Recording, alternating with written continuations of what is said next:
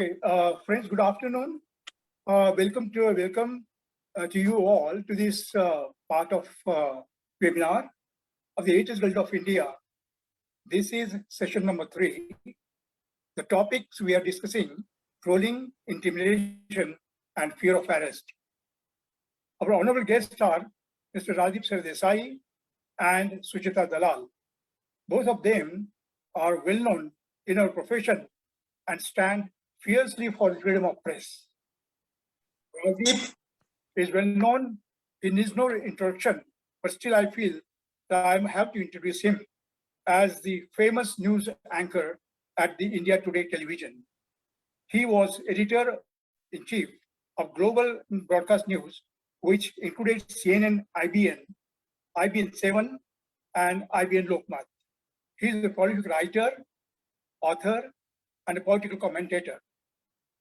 He authored a number of books, which include The Election That Charged India, 2019, How Modi Won India, Democracy's 11, The Great Indian Cricket Story, etc.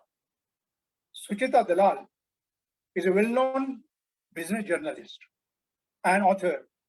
She has been a journalist for over 2 decades. 2 decades, and was awarded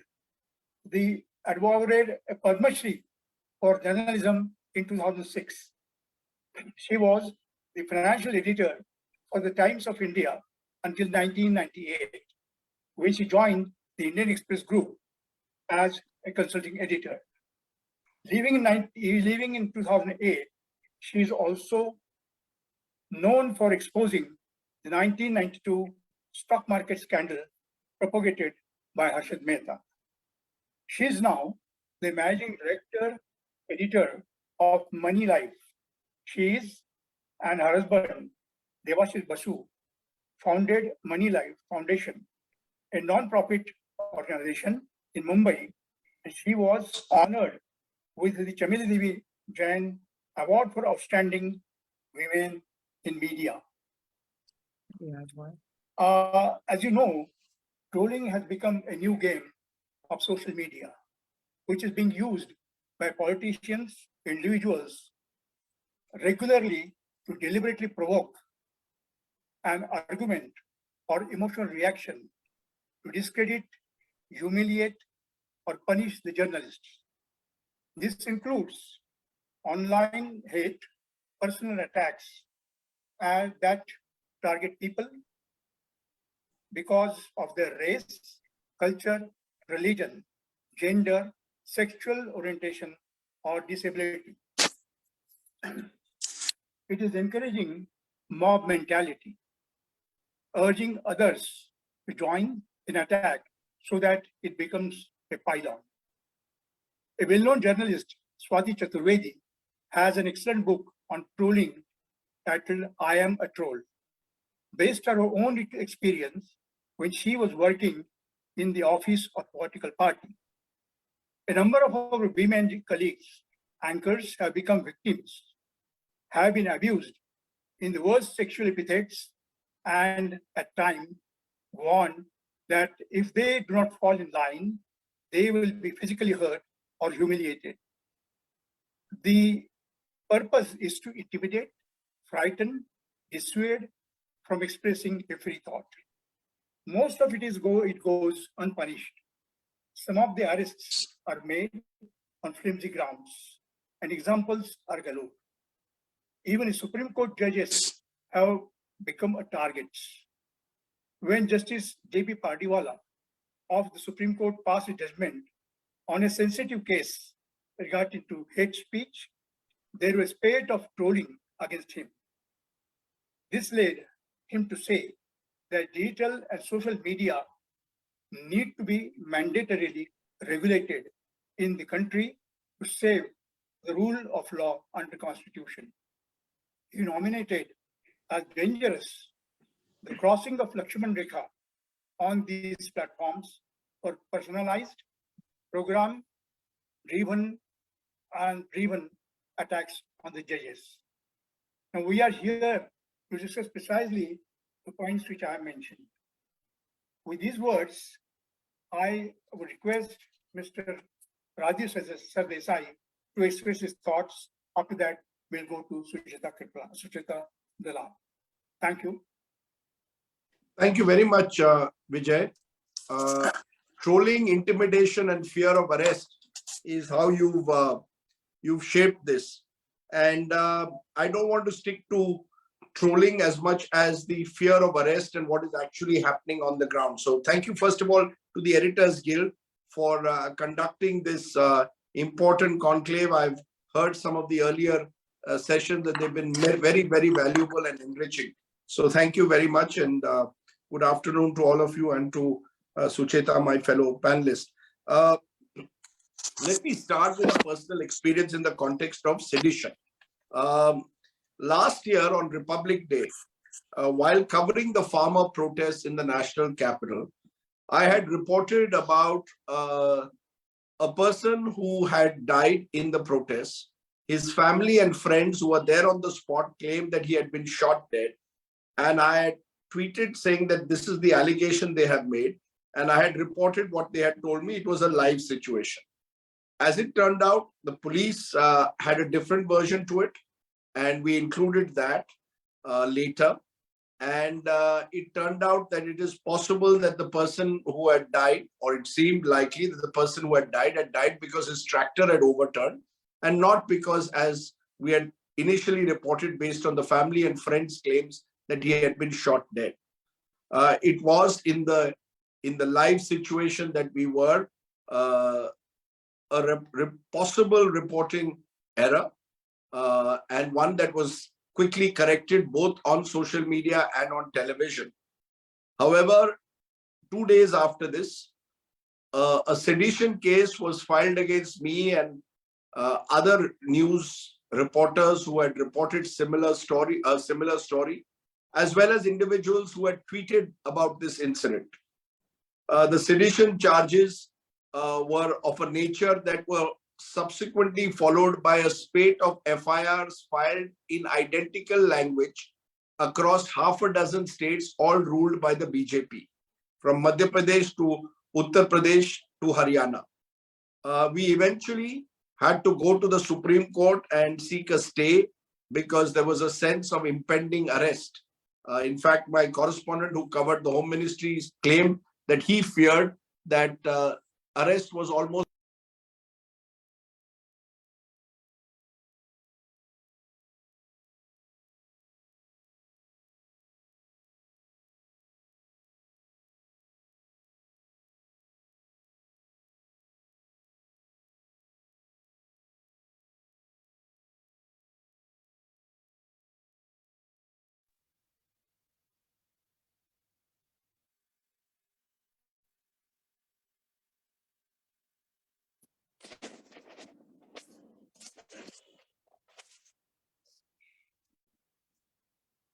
Vijay has only. I don't know what has happened, Mr. Rajdeep. I can hear you, Sucheta.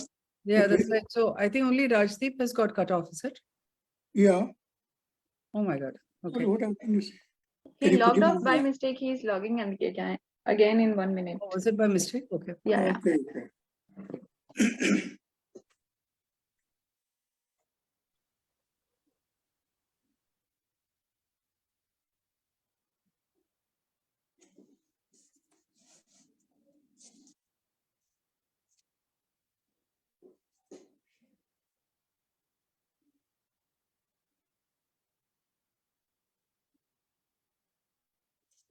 No, can't hear you.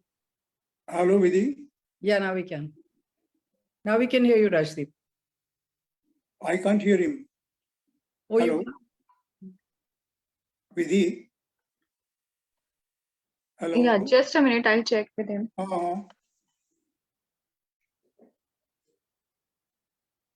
Is Rajdeep being silenced? And it's surprising because we are discussing a sensitive subject. So, and he did mention some of the states about. So I think perhaps somebody may be paying mischief.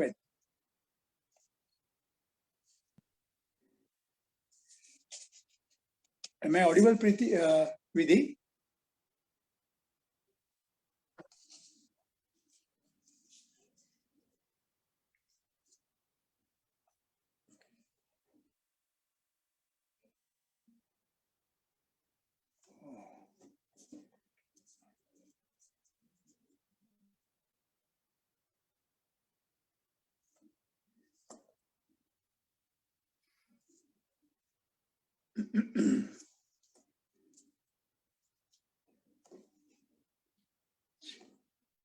Surprising. What's happening? Can you hear me now? Yeah, now. Now yes, now we can hear Yes, you. we can. Okay, sorry. I don't know where you lost me. There was some problem. I'm sorry about that. No, you, yeah. So I You were was, talking about, yeah, yeah. I was referring to a personal experience where sedition charges were filed against us for our reporting during the Republic Day protest by farmers last year. Identical FIRs were filed in half a dozen states, and we were told by sources that there was a possibility of arrest. The people included not just me, but senior journalists like Minal Pandey, whose only crime, if it was they had retweeted this report where we had used the word allegedly, based on what the family claimed that that the farmer had been shot dead. But sedition charges were filed, which we eventually had to go to the Supreme Court and get stayed. The reason I'm reflecting on this is it perhaps is symbolic of what is happening at the moment, when it becomes very easy at times for governments to slap a series of FIRs across the country and push the concerned individual or individuals or groups into a situation where they have to travel across the country quashing FIRs that are filed against them in different parts. In fact, Article 14, the website reports that, I mean, the good news is that I was not alone, because Article 14 reports that 13,000 Indians in 800 cases of sedition have been filed since 2010. At least 20 of them involve journalists, 40 of whom are named, 20 in the last year alone. At least I had the protection of being part of an institution like India Today. I had the protection that I was along with other senior journalists and politicians who had been named in that FIR on sedition, that I was based in Delhi. So I had access to Supreme Court lawyers who could vacate, who could get a stay on the sedition charges that were being filed through a series of FIRs. And we managed to ensure that all those FIRs were lumped together and would be heard in the Supreme Court in one case. Now, contrast this with a Siddiq Kapan, charged under UAPA, under PMLA, and also for sedition, who has spent the last 26 months in jail. The Supreme Court in August gave him bail. The Uttar Pradesh government continued to jail him under PMLA charges. Here is someone who was effectively an individual journalist going to Hathras to report a case. And based on the apprehension that he was going there to stir a riot and that he was linked to the Popular Front of India, which at the time was not a banned group, he was arrested and put under jail under UAPA. And for the last 2 years and 2 months, he has remained in jail. The Supreme Court for months on end did not hear his petition. It was only in August this year that finally he was granted bail in the UAPA case, but his PMLA application continues. So even while we are having this seminar and conclave, please think about an individual who has spent his last 26 months in jail. And barring the Kerala Press Association, which has taken up his case, frankly, we haven't seen the kind of noise that is needed to ensure that a Siddiq Kapan gets speedy justice. Journalists are not, it is not just Siddiq Kapan.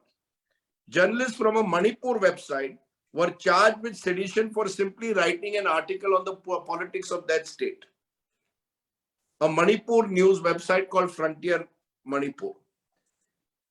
This is at par with FIRs that were filed against a journalist in Uttar Pradesh who had raised questions and exposed certain wrongs that were taking place in the midday meal scheme. Another journalist who works in an Odia channel, his workstation was seized because of a story he wrote questioning Naveen Patnaik's aerial survey in 2020. A journalist in Gujarat was arrested last year on sedition for writing a story claiming that the Chief Minister, then Chief Minister Vijay Rupani, would be changed. Arrested, mind you.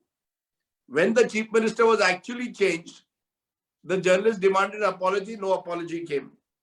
Journalists, remember, in conflict zones, particularly in Kashmir, far more vulnerable. A journalist was arrested for alleged anti-national post called Fahad Shah. He's still in jail. So you have a situation, at least as I said, someone like me has some protection, whether it is against trolling or whether it is against sedition charges being framed, that I belong to an institution, that I am based in the national capital, that I have access to lawyers. Think about someone in Manipur who's facing the might of the state. Think about someone in Kashmir who's facing the might of the state. Think of a Siddiq Kapan who's facing the might of the state. What protection do any of these individuals have in situations where they face arrest? Trolling is very small compared to the fear of arrest under UAPA and sedition, which are the charges which are being leveled against journalists of some of those which I have mentioned here. It leads me to raise certain important issues, and I will raise them 10 issues very quickly. Number one, let's be clear that the misuse of the laws as they exist occurs across the states. From an Arnab Goswami case, where in Maharashtra, then the MVA, the Maharashtra Vikas Aghadi, picked him up early in the morning and arrested him allegedly for a case involving abetment to suicide and put him in jail for a week, to the point where the Supreme Court eventually had to intervene and grant him his liberty. To a BJP-ruled state, whether it is Uttar Pradesh or whether it is Gujarat, the fact is that across party lines, whoever is in power believes that he or she has the right to misuse those powers to arrest journalists or intimidate them. Number two, it shows the nature of the state government. Authoritarian and dictatorial is the way most state governments and indeed central powers have become. So therefore, there is no challenge. There are no checks and balances. If tomorrow someone wants to come into your house and pick you up and allege that you have committed an act which they feel puts you under notice for sedition or worse, even UAPA, there is very little protection that you have against the might of the state. Number three, and this is critical, is the role of the state police. In all these instances, one has to ask whether the state police has become the handmaiden of netas. Whether this fear of arrest is because the state police itself is serving the interests of their political masters. In each of these cases, the role of the police is extremely suspicious. There are stories which are done, which may be critical of the government, be it in an Odisha, a Bengal, or indeed an Uttar Pradesh, or a Gujarat, or a Maharashtra. And the police then serves you almost by, in a reflex action, an FIR, based on someone who is seen to be a party worker. In many of these cases, the person filing the FIR is someone who is a party worker who is objecting now even to a tweet. Even as we speak, a Trinamool Congress spokesperson who was earlier an RTI activist, Saket Gokhale, is today in jail, has been arrested by the Gujarat police because he put a tweet on the Morbi bridge collapse.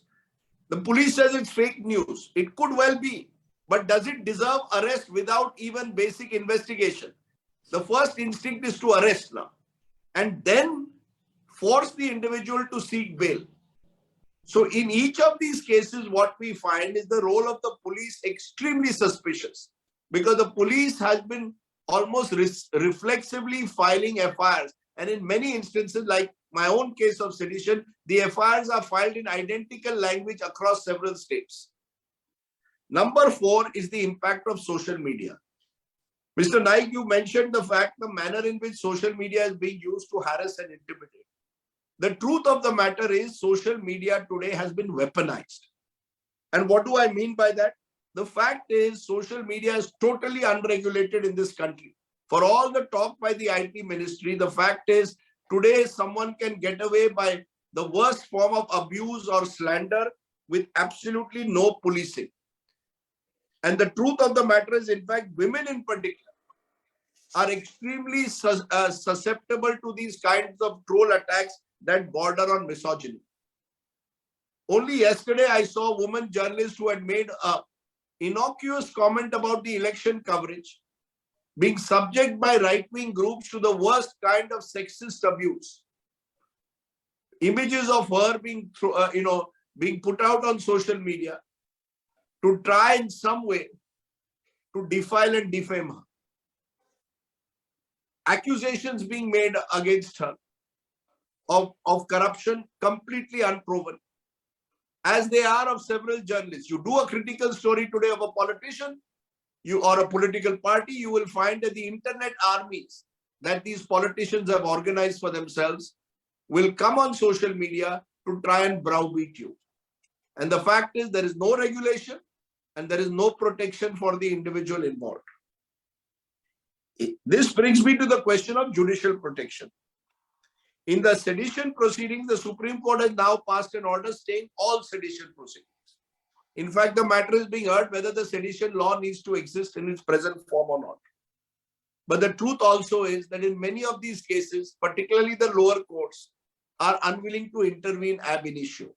If an RTI activist or a journalist is arrested or FIRs are filed against them on specious grounds of some tweet that has been put out or some information that has been put out in the public domain, which subsequently could turn out to be erroneous, but has not been made with malified intention.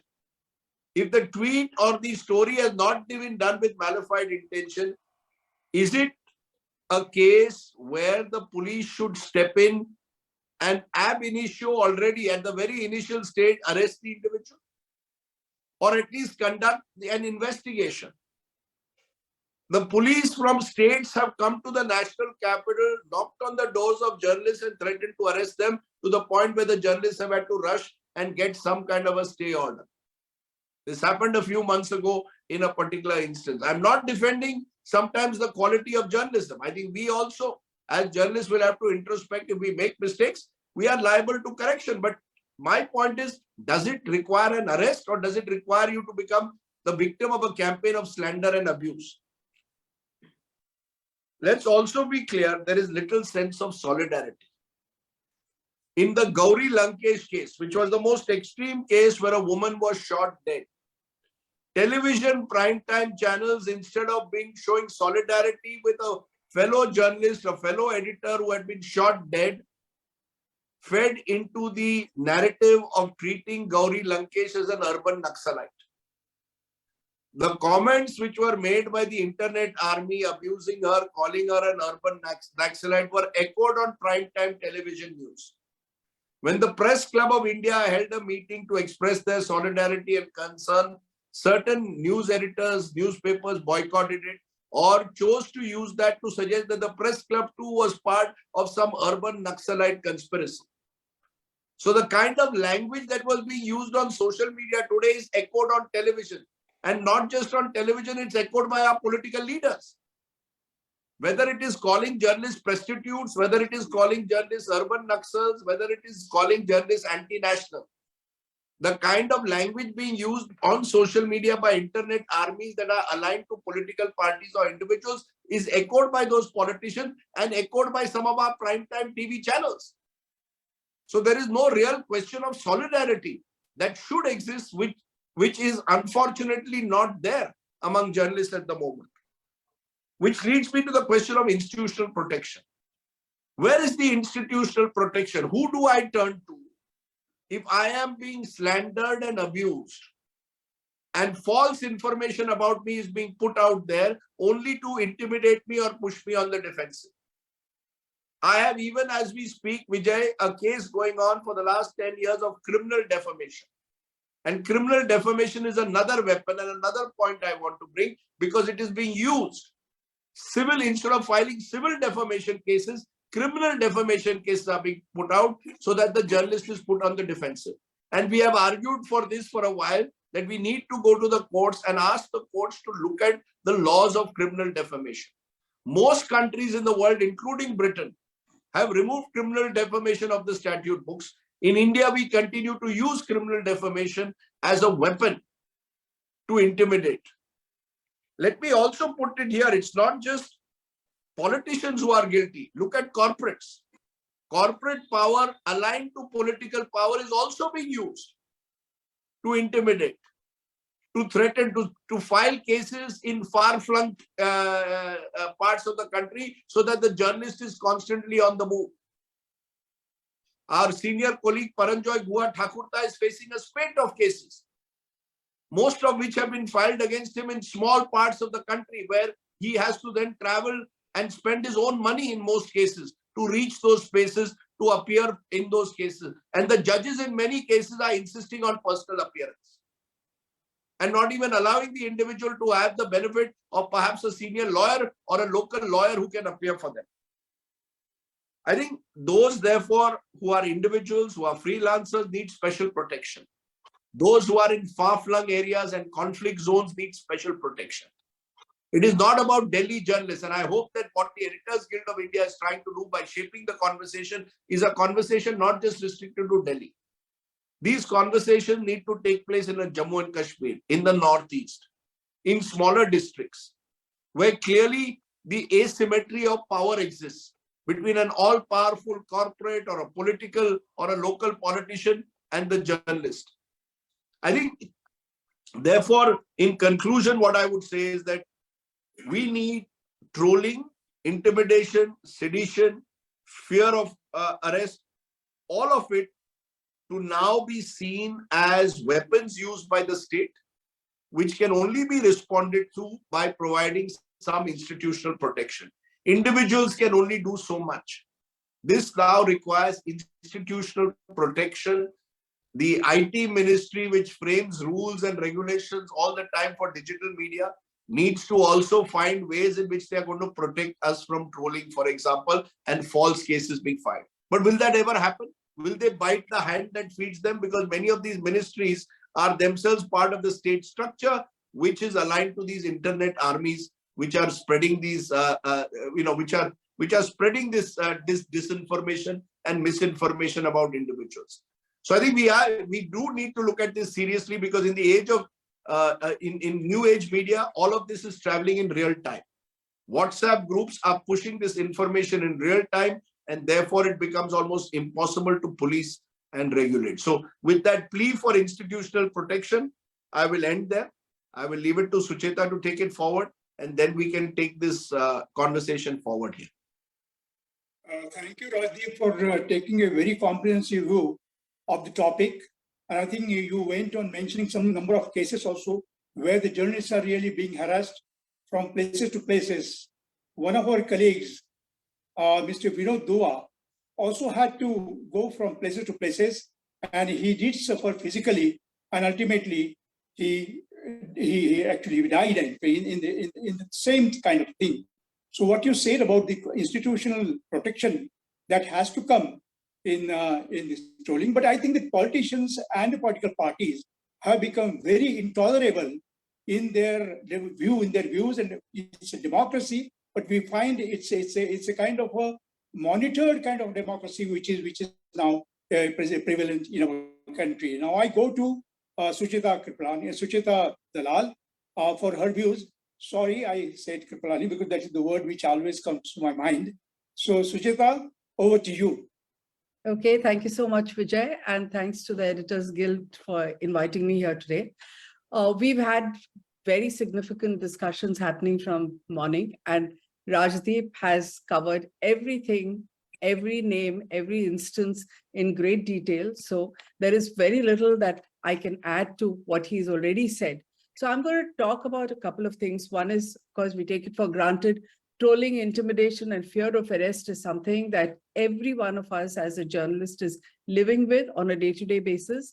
As Rajdeep correctly points out, those who are in the Northeast or in Kashmir, or like the Siddiq Kappan case, are facing it to a far greater degree, because we, Delhi, of course, most privileged, but even in Bombay, in a larger city, we are sort of protected as compared to what is happening to individual journalists with what state governments are doing. So one of the points that I want to make is that while, yes, there is divisiveness, and we see this whole IT cell and the digital army, which is most powerful, and I'm going to come to why IT cell, which comes from the ruling party, is much more weaponized than others. I want to make the point that today a IT cell of sorts, large, small, is a fact of life with anybody who has power and money.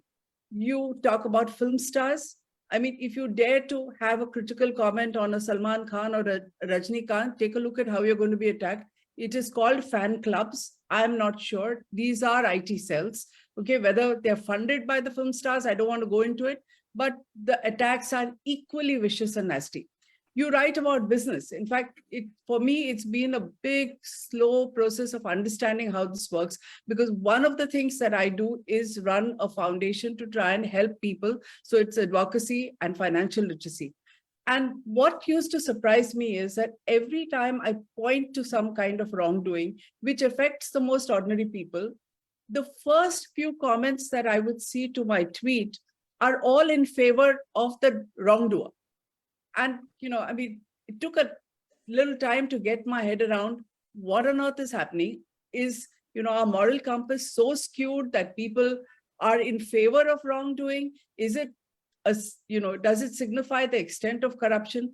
And then came to the slow realization with one experience after another that these are digital armies which are being run by corporate houses. So they have people who are just watching out for, a name, any name of a corporate house that's mentioned, and they just zoom in. You call them influencers, you call them financial influencers, but they are digital armies. So I think let's not kid ourselves that a digital army is weaponized and only political. The second point I want to make is that my first experience with really nasty trolling came from a small political party, not from the big, large ones. We've recently seen how Tavleen Singh was attacked. Okay, this was also not the ruling party. So anybody who's going to come to power now has a template. And unless, I think I take Rajdeep's last point very, very, significantly, which is what is the institutional protection that anyone is going to have. And I think that is why this discussion by the Editors Guild is important, because we have to take it for granted that you are going to be attacked doing your job by people who do not understand what your job is. For this, we are partly ourselves to blame. So, you talk about, I did a bit of Googling to say, what does the world do about it? And all you get is advice. So don't engage with trolls. It's like giving them oxygen, starve them of it. It's like wrestling with a pig and the pig actually enjoys it. Block them and move on. No, it's not so simple. As Rajdeep pointed out, somebody can file an FIR on the basis of being upset or something is wrong, his own tweet that was there for a little while, and all the state players take their cues from there, right? There's no investigation on who it is, what the antecedents are, and the judiciary is now beginning to make small noises about it. So they get upset because they are being trolled with the same viciousness. Now, ask anybody who's in journalism, and I think we've both been around 30 years. All three of us on this panel have been, around more than 30 years. And all of us know that the judiciary is something that you handle with care because they have the law of contempt and you're not going to be able to talk. But this does not apply on social media. You look at the kind of comments, the way motives are imputed, the kind of abuse that is there about judges.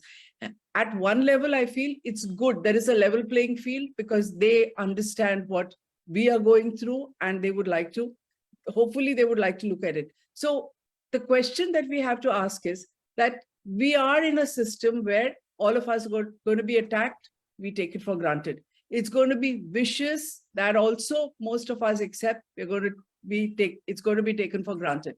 I mean, we are in a situation where generals who have fought 3 wars are lectured on war strategy. Someone who lost a leg in Kargil and is a role model today is given a lecture on courage. Doctors are lectured on medicine, scientists are lectured in their area of specialization, historians are told about history, and the worst of it is reserved for journalism. Now, part of it is our own fault because, as Rajdeep pointed out, the kind of journalism that is happening, it is scary. Basic rules are not followed, and this has an impact for everybody. So let's look at a few points about what I mean by digital armies and their implications and how is it that it affects us. I'm going to talk from my perspective as a business journalist. I'm assuming that Editors Guild called me as a business journalist because you want to hear a bit about what we face. So casual defamation and slander and social media has not only no remedy, but it has a fear of arrest. But there is a systematic program that is going on, which is to impute financial impropriety, right, to everybody. So whether it's an NGO, an activist, because the minute you say there is financial wrongdoing, and it can be stretched to any extent, you can pretend an introduction claimed completely falsely also can have implications, and you can't get your head around it, because then it is embroidered and stretched till you are ultimately facing a case and with no remedies. Absolutely. Even if, a judicial system in India today does not work, okay? It does not work except in the national capital. It's years together. We are facing a defamation suit on something that is so laughable by one of the most respected business houses in the country. And it just drags. They have no intention at all of hearing, because there is nothing in the case. But it is going on for the last 3 years. The idea is, A, accuse somebody of wrongdoing, financial impropriety, and third, drag them through cases, because that is financially debilitating. Now, as Rajdeep said, if you're working in a large organization, you may have some protection. You work in tiny organizations like I do, or large body of really bold journalists today are working on their own. And then they are running from pillar to post, depending on good Samaritans. I must say that there are a lot of lawyers who come to your aid. We have been the beneficiaries, and they help you fight. But you are going to be dependent on that, because there is absolutely no institutional mechanism to help you, and there is no uniformity. So I wrote about a case just last week. Look at the different dimensions, okay? So I talked about one case where a large business house sues us. How does this work? So moonlighting, to my mind, is not a problem that only the IT sector deals with. Moonlighting is being done by players in the IT cell. Now, this has very, very dangerous implications, because when somebody who's known as a IT cell member starts freelancing for a corporate house, and that's what I believe they're doing. And I think every political party which is using these IT cell members needs to take note of the fact that they're not doing only your work. They're not looking at people that you call Andolanjivis or whatever. They are also freelancing and possibly earning a lot of money on the side, operating as hired guns for corporate houses. And every corporate house, through their PR firms, is employing a bunch of them. Whether they call them influencers, most of them are verified, they're easy to track. So look at how it works. We write an article, the one which I told you about, where we are facing a case. This is an extremely senior journalist who's written about it in an area of extreme specialization, okay, on his part. The article is attacked, and we look at the comments and we say, this is not normal. This is a sort of cell attack. And when I say IT cell, I don't mean the BJP. It can be anybody's IT cell. In this case, I believe it was the IT cell of the hired corporate group. The attack was mind-boggling. We finally said we're going to stop comments to the article. We got a email from the PR agency. We replied to it saying, okay, whatever you have to say will be included. They had been spoken to even before. That was added to the article immediately. The PR agency says, thank you. And a few months later, we get an ex parte order from a small court in a different part of the country. And our first belief was that somebody is pulling our leg. And you know what is happening these days. I mean, you know what happened to the wire. So these kind of gags can be really serious. It is almost impossible to even see through them. We thought we are being the subject of that kind of fake threat. So we wrote to this corporate house and said, is this going out in your name? Because we can't believe it's happening. And then we realized that they are serious. Now, if this happens with some of the most blue chip names in the company, I don't even need to tell you what happens with the more dangerous names, because you're talking about people not only with really deep pockets, they are the people who own the media, right? One way or the other, they are controlling mainstream media, and they are part of the process. It is in their interest. It is in their business interest to also be on the side of the political party in power. Now, once this happens, once the vilification happens, you're facing a defamation case, or you're facing completely cooked up stories, the people who are taking the cues, Rajdeep only talked about the police, and I agree with him 100%, but it's not limited to the police. What about the agencies? Today, the way to put a person behind bars, other than sedition, is PMLA. So just about everything can be spun into a prevention of money laundering case, and you can be in jail without bail. Now, the Chief Justice of India said recently that lower courts are afraid to give bail. You can't go to the Supreme Court directly. I mean, you can go in one-off cases if they file, FIRs. In fact, it's lucky if they file FIRs in 20 places, because that gives you a reason to ask for consolidation. But if it's not, if it is one, the Supreme Court is not even going to entertain it. And if you are arrested, God help you, because then you are at the lowest court, then you're going to the next level, you're going to the High Court.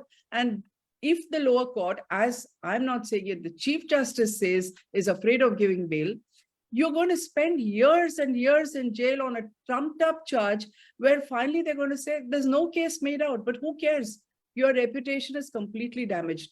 And we face a lot of that in business journalism, because when we are attacked, we know that all businessmen understand money, whether it is following the money. And even here, I say that you have to follow the money to know what is the person's interest. So even cutting off our access, cutting off, I mean, I have faced that for 30 years. And frankly, I mean, this is the first time the Editors Guild has recognized me, but I have lost my job twice. There is nobody who comes to your rescue.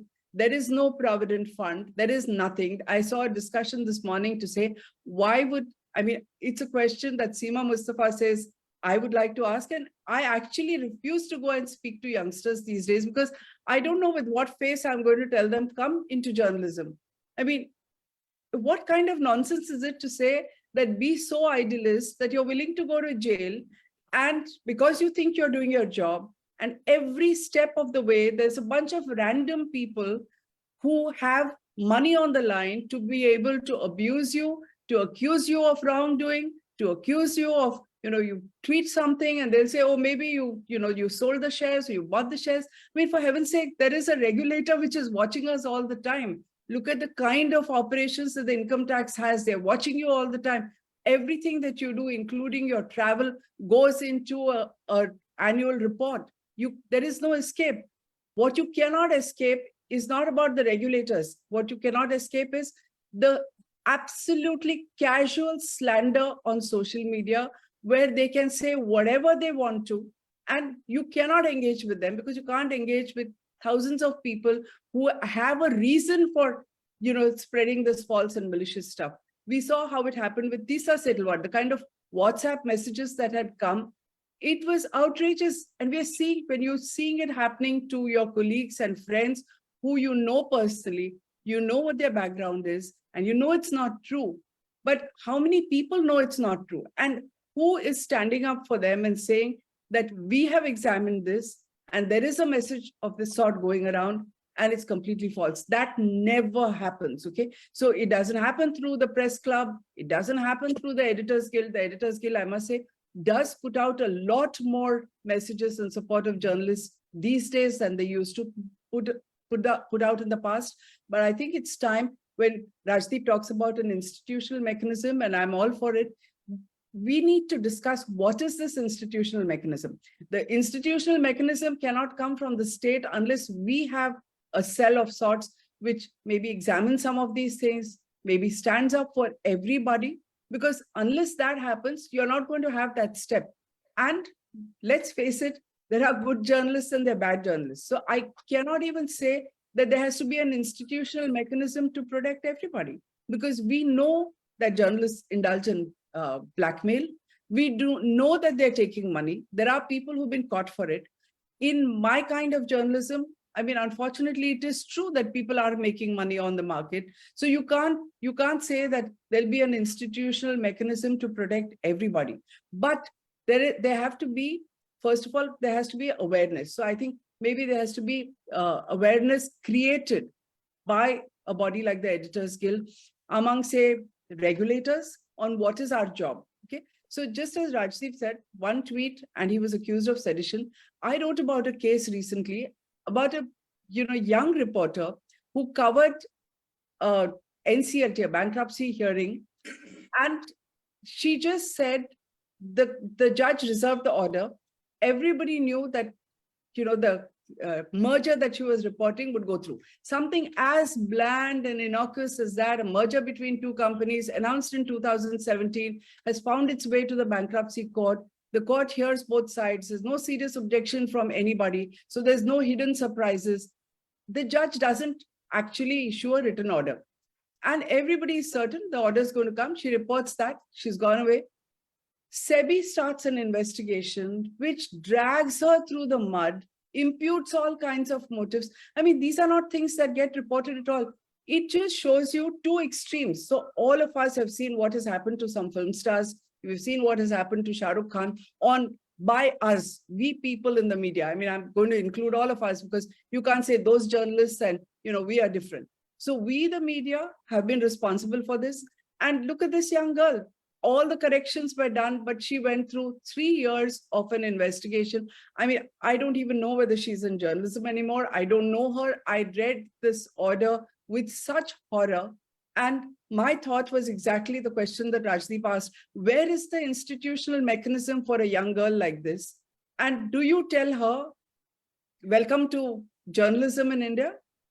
So unless we take some steps to begin to maybe educate people in SEBI about what is journalism, what are the layers, how does a story make it to the press, at what line does someone, at what level does someone decide whether someone is going to be invited to be interviewed? If that doesn't happen, we're all just sitting ducks. And frankly, it's a question of how long can you then remain in the profession? And how long can you expect idealistic youngsters to come in? I talked about business journalism. We faced a lot of it because I keep saying we're all the time writing about people with very deep pockets. But I see exactly the same kind of attack against health sector journalists who've been doing such a brilliant job. Many of them are young women doing a great job, and they are facing attacks, they're losing jobs. And again, to close with what Rajdeep says, there is no institutional mechanism to stand up for these people, to protect them, or to speak up for them. Thank you. Thank you, Sucheta, for a brilliant exposition of what you faced in business journalism. And you mentioned some of the cases where the authorities and the police have become very intolerant. I think we are now in the age of intolerance, whether it's the political parties or the people who troll their targets. They have become extremely intolerant. And not only that, I feel that they have a protection, because whatever happens in the hate speech, we have seen a number of cases where the hate speeches were made by the political parties, by the ruling political parties at many places, and those people who made the hate speeches went absolutely scot-free.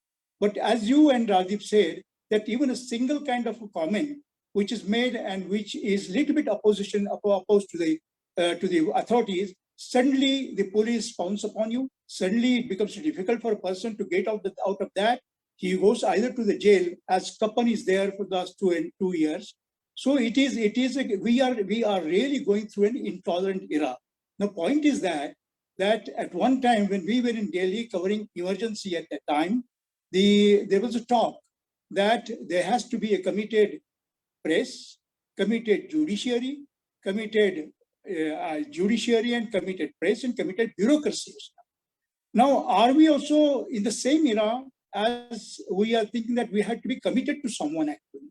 And if it is a free, because every time we are being said that it is a democracy, but what we are facing is a kind of a emergency which is not declared.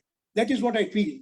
Now, do you think that as Justice Pardiwala had said, that the digital and social media need to be mandatorily regulated in the country to save the rule of law under the Constitution? I would like to have views of both of you, whether we should have a mandatorily regulated in the country this digital media. What do you think, and Rajdeep, think about it? Let me say this, Vijay. It's all very well for us to talk about a regulator, but who is going to be the regulator?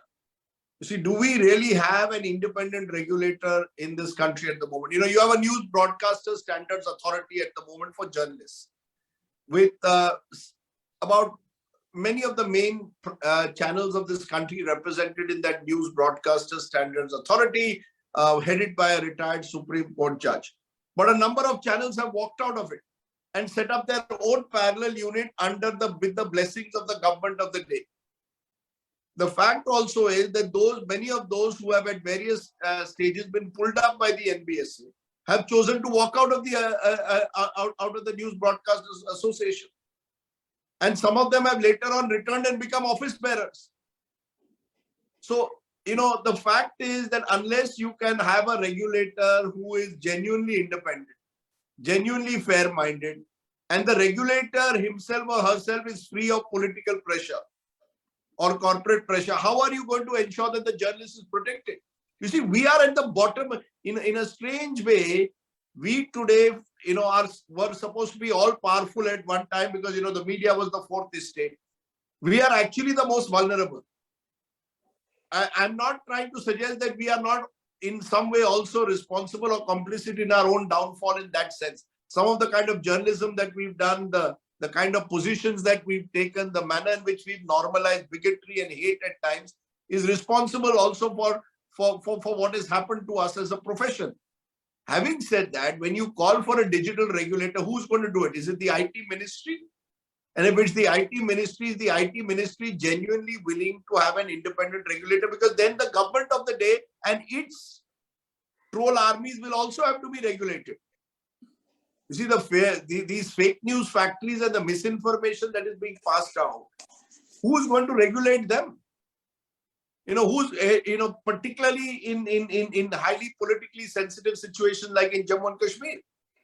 Who's going to decide what is anti-national? When Fahad Shah, this journalist who spent now months in jail there in Jammu and Kashmir and is deemed to be an anti-national, who's deciding that at the moment?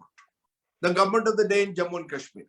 If that individual was to then go to someone to seek protection, who does he go to? You see, the regulator's role is what? Is it simply that he or she is going to monitor, these various social media sites? That's not going to happen. But you need a redressal grievance forum, I think. You need a redressal and grievance forum, which is independent, wherein an individual can go make his or her case, and in a time-bound, fixed manner, if it is found that there has been a violation of my rights as a citizen, if an illegality has been committed, I must get some sense that I am getting some relief or sense of justice. I think only when that can be done can we really look forward to a regulator. I'll just very quickly say that, in Britain, for example, Ofcom exists. Ofcom is a regulator which has even pulled up the BBC. Not the BJP, the BBC. Sorry for confusing that, the BBC.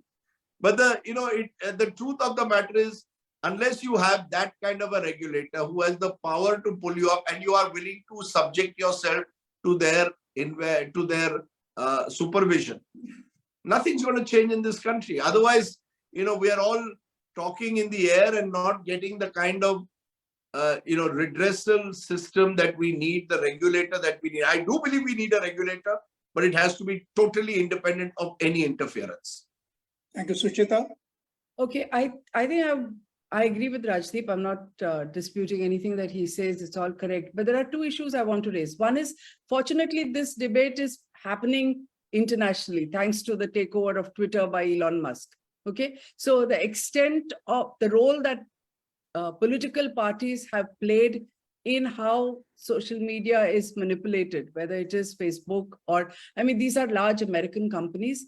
And for one, I'm sure Rajdeep is, I'm sure you are, we are watching very carefully what is happening over there because, we are all part of it. They may be American companies, but we are on the same Twitter and on the same Facebook, and it impacts us because our political parties are playing the same role. So that is one. The second point that I want to make is when we talk about a regulator, not only, as Rajdeep said, is it difficult to decide who's independent, but the bigger question is who is a journalist? So today it is to say mainstream media is media. All of them are owned by large corporate houses. I would say they are not media at all. Okay. And then there are then the smaller ones like us.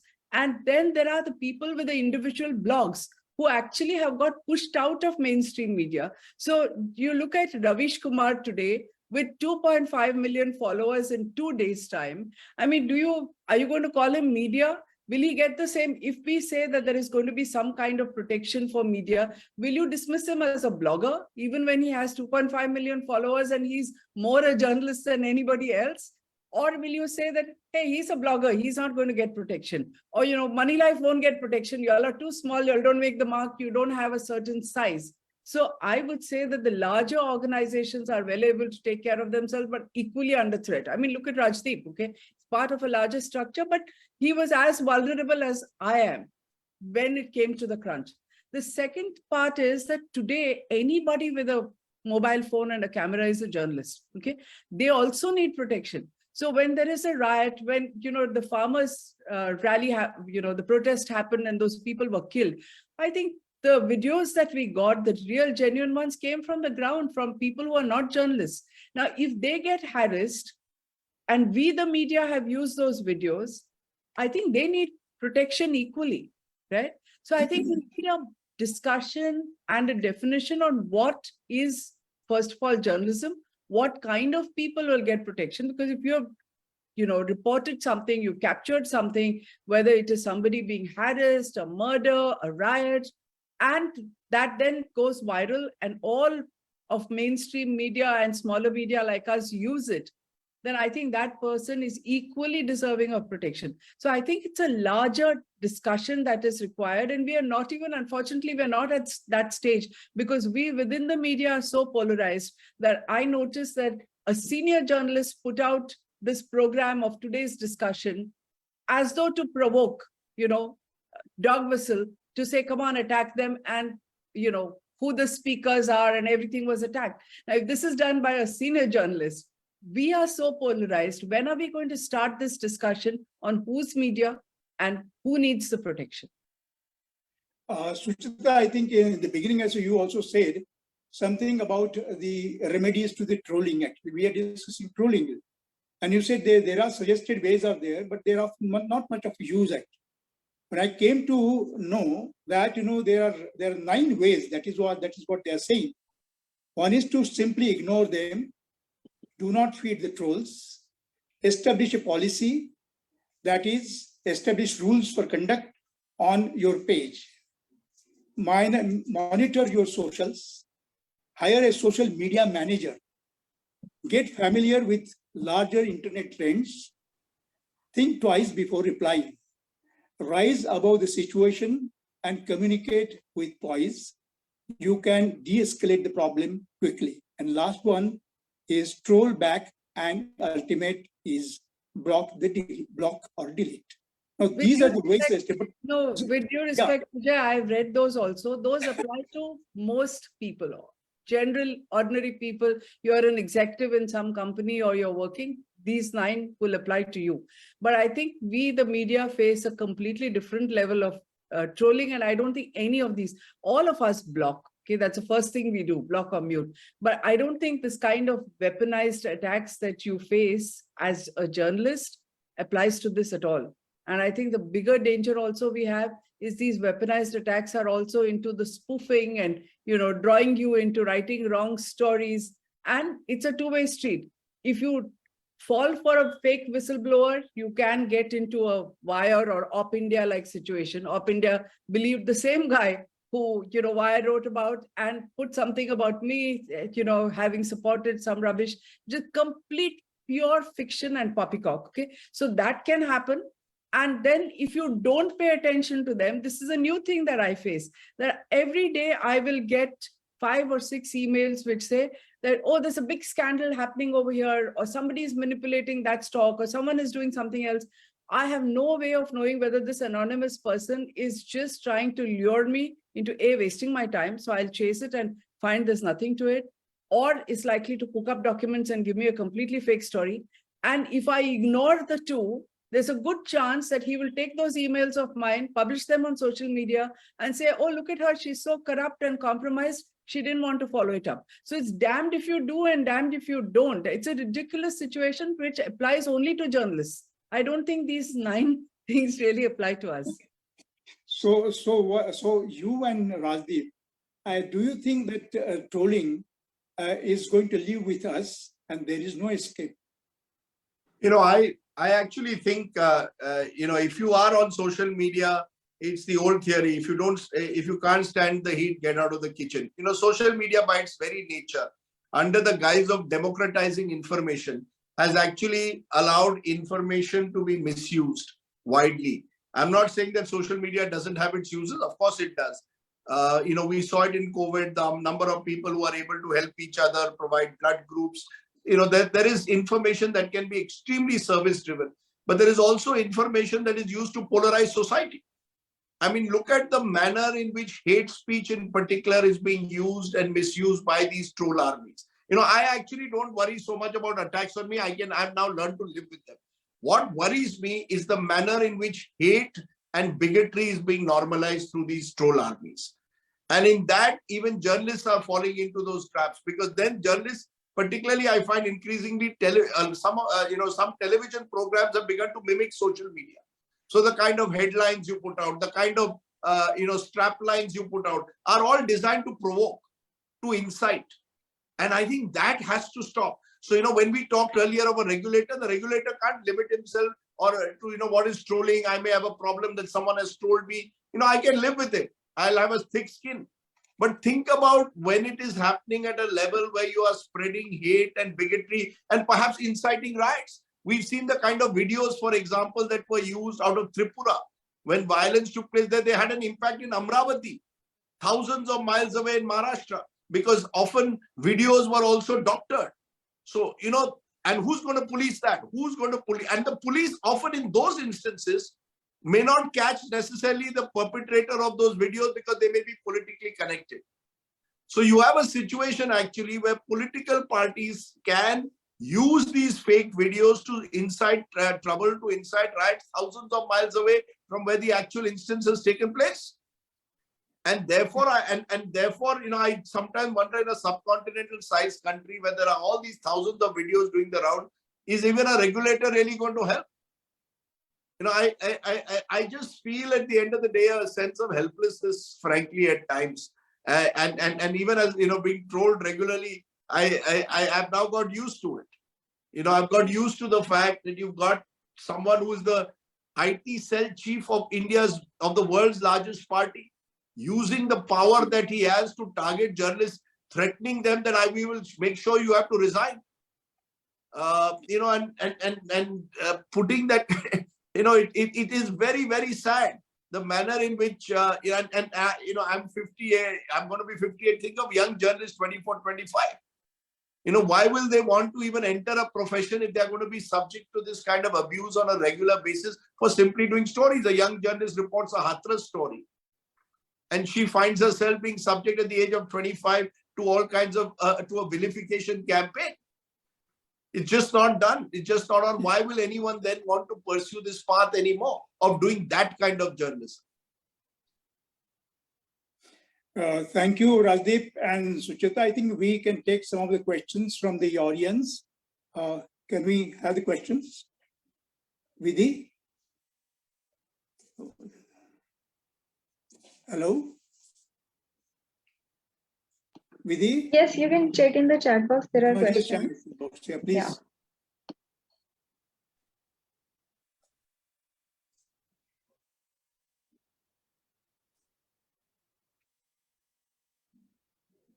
So I don't know, there's not too much in terms of questions. So if we go through it, do you think? Yeah. There's an interesting question of, what do you think of journalists trolling fellow journalists? That's interesting. Not too many questions. No, I think there's an interesting question of about what do you think of journalists trolling fellow journalists? Because I think I think part of the problem, as I said, is the same polarization that is there in society is there in the newsroom. I gave the example of Gauri Lankesh. There were journalists out there who were actually willing to fall for, willing to push the line that she was also an urban Naxal and therefore almost deserved to die. It's one thing for a troll who's an anonymous troll to say that. Then you have journalists taking that line on a program on primetime TV. Imagine the damage that it has caused. And journalists have got so polarized. I mean, this word prostitute, used by none less than a union minister in General V.K. Singh, a former has become part of the common parlance now, or used by fellow journalists sometimes to target those who have a different ideological viewpoint, or anti-national, even more. So and so is an anti-national. I mean, imagine, what do you do? How do you then deal when words like that used by political parties become part of sort of normalization by fellow journalists?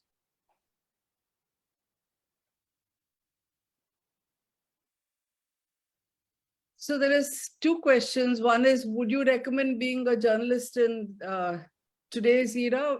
I mean, honestly, from my experience, like I said, I do not recommend it. And frankly, I have lost my job twice. There is no protection and there is no money. Okay, at the end of the day, if you have to worry about how you're going to live post-retirement with no pensions and benefits, it is a scary profession, and salaries and perks have gone so high that, in my area of journalism, if the choice is between this, I have seen literally hundreds and hundreds of colleagues move over to the corporate side, if nothing else, for PR and communication or corporate jobs, and it sort of makes sense. So somebody else is asking, do you ever see the old style leather shoes journalism coming back in? And I said no, because, a lot of it requires space and requires work. So the irony today is that, 30 years later, people actually expect me to do the kind of work that we did in 92 when you're reporting riots or the scam or whatever, because nobody is doing it. But they forget that at that time we were part of an institution, and all of us have now created smaller and smaller organizations which are completely starved of resources. And particularly in the kind of area that I operate in, which is business journalism, I mean, if journalism depends on ads, and you've seen mainstream media do whatever, they stand on their heads to get political ads and sponsorships and business ads, right? So those three are missing for us. And so there's no question of being able to grow. Now, in many countries, you have discerning readers who make a difference. The tragedy about India is I don't see that happening. And I don't know whether that people don't come forward to say, this gives us correct news, we want to subscribe to it. They want to subscribe free. We don't have a culture of paying for anything. So people don't say, I want to support good journalism, so I'm going to pay for it. So every time I see young journalists starting their own channels, and I tell myself, 16 years, I and Devashish haven't had a holiday. We have not taken a break of more than 3 days, okay? We took a recent break of 5 days because thanks to COVID, we have all learned to work from home. And I'm looking at them and saying, this is what you're going to get into. And it's very exciting in the first 5 years. You're working nonstop and you think that people are going to appreciate what you do.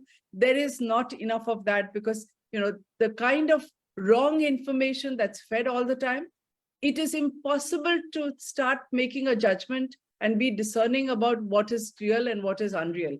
And I think, like Rajdeep was saying, I feel extremely helpless. I don't see a future, and I cannot, in all honesty, tell a youngster, come into media today. Makes no sense to me.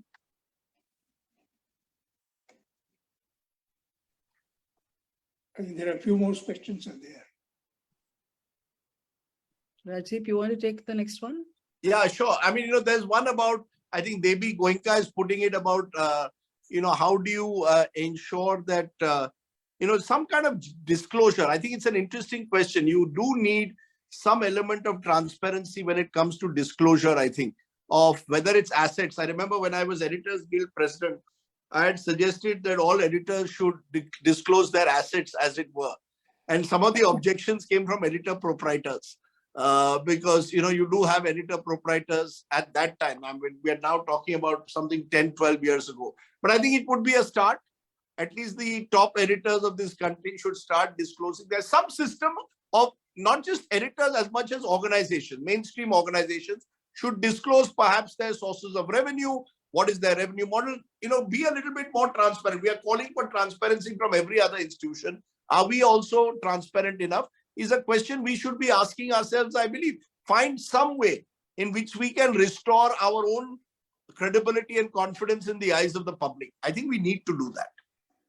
With just due respect, Rajdeep, frankly, your point is well taken. But today, MCA 21 gives anybody access to everything, about you.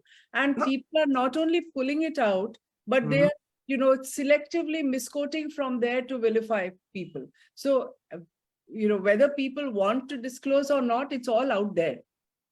If you, I know you're not a business journalist, so you probably haven't spent time looking at it. No, But I'm sure that is there, but you will have, you do have a lot of sort of fledgling TV channels and networks which have come up in the last 5-7 years, whose sources of revenue are extremely questionable. And, there is no attempt being made, I think, to try and, perhaps unravel the truth behind how these organizations are mushroomed, who are the really Bedami owners possibly of some of these news organizations. So you have, I think that needs, particularly I find it in some of the regional languages. How is it that they're able to have how are they able to sustain, a TV channel? You've got 28 Telugu channels, for example. Who's backing them? Which political party, which individual? Should that not slowly or surely come out? Should there not be greater rules when you give them a license to actually uplink in this country? No, so my question to you is, I'm sorry, I'm jumping in. Is that okay if it comes out and it's disclosed? And then what? So my point is that, are you going to be able to stop it? No. So no, you can't. You No, can't. so- But I was just responding to No, what no. Devi Goenka was saying, that should there be greater disclosure? This is a point that people make. The question that I'm asking is that let's have disclosure. So I'm saying whether it is a voluntary disclosure or whether it is somebody like me going into the MCA 21 site, pulling down data and then figuring it out. So suppose I prepared this dossier, okay, on others just because others are not disclosing it voluntarily. Then what? Because usually, there's a political backer. So as you said, whether it's Andhra Pradesh or it's Tamil Nadu, we know that some people are surviving only on the political ads that they're getting. And those are big enough. It's in every state, okay? And each one feels that they have to have their channel. One of the new political parties that was set up, I know it went and met an industrialist in Pune because he told me the story himself, that their leader came and met me and said, I want the money to start a political channel, to start a television channel, because without a channel, I'm not going to be much of a politician. And, this industrialist offered him only 5 lakhs, which obviously he didn't like.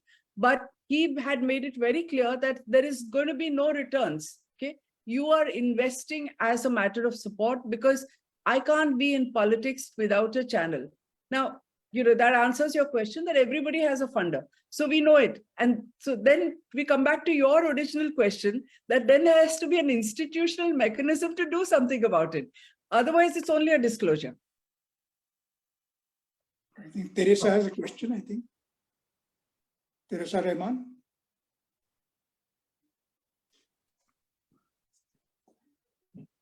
What are the media schools supposed to teach in this dismal scenario? Rajdeep, you should answer that. I've often thought of starting a media school as a potential post-retirement option, because it seems to be a rather lucrative option given the number of media schools that are mushrooming. But they need a course on ethics for starters. The young kids, and to be fair to the young, they come with a lot of hope and idealism. Sucheta says, would you encourage the young to be the journalists? Yes and no. It is still a profession which, a lot of young idealistic people come into. It's just that I think they also need to be provided some protection and opportunities. I think we were very fortunate, Sucheta, when she did, broke the big scam story, or when we reported on the riots of 92 or 2002, we were fortunate to be very, protected by seniors who were actually there encouraging us and giving us those opportunities. I think that doesn't exist anymore. Because what I've seen is a lot of people up the ladder are the ones who are the most willing to compromise in a way and not protect their juniors, which we were fortunate to do. Fortunate to get that benefit. So media schools need to teach ethics, of course. I've always believed journalism is never best taught in a media school; it's taught in a newsroom. So if you're a young, bright person who still has an inquisitorial mind, maybe you should enter and challenge the sort of system. So Rajdeep, are the golden days of journalism over, or they are yet to come? Well, I think the golden days of TV journalism are over. I can say that. Possibly even print. I mean, let's be honest that, but I don't want to be nostalgic about that era also. I think there are a lot of advantages today's journalists have in terms of information available, in terms of technology, tools available. Sucheta made the point that everyone really out there is almost a citizen journalist. So I think in the era of citizen journalism, you will, there are a lot of opportunities out there to perhaps carve a niche for yourself. But I think some of the fine feelings that came with journalism are over.